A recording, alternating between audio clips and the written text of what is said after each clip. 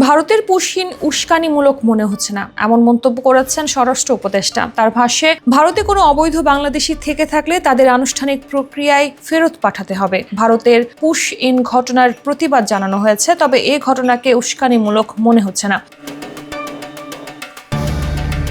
17 মে সুন্দরবনে তৃতীয় ভাসমান সীমান্ত পর্যবেক্ষণ কেন্দ্র বিওপি উদ্বোধন করেন স্বরাষ্ট্র উপদেষ্টা লেফটেন্যান্ট জেনারেল জাহাঙ্গীর আলম চৌধুরী। এ সময় সাংবাদিকদের প্রশ্নের জবাবে এসব কথা বলেন তিনি। বিজিবি জনগণ সকলের সহযোগিতা থাকলে পুশিন রোধ করা সম্ভব হবে বলে মনে করেন স্বরাষ্ট্র উপদেষ্টা।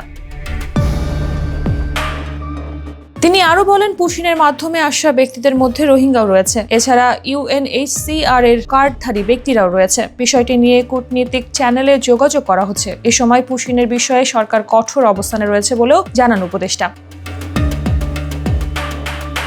তিনি জানান, ভারত থেকে পুশিনের মাধ্যমে আসাদের মধ্যে বাংলাদেশি থাকলে তাদের পুশ ব্যাক করার সুযোগ নেই। তবে ভারতের নাগরিক ও দেশটির রোহিঙ্গারা থাকলে তাদের আনুষ্ঠানিক প্রক্রিয়ায় ফেরত পাঠানো হবে বলে আশ্বাস দিয়েছেন জাহাঙ্গীর আলম চৌধুরী।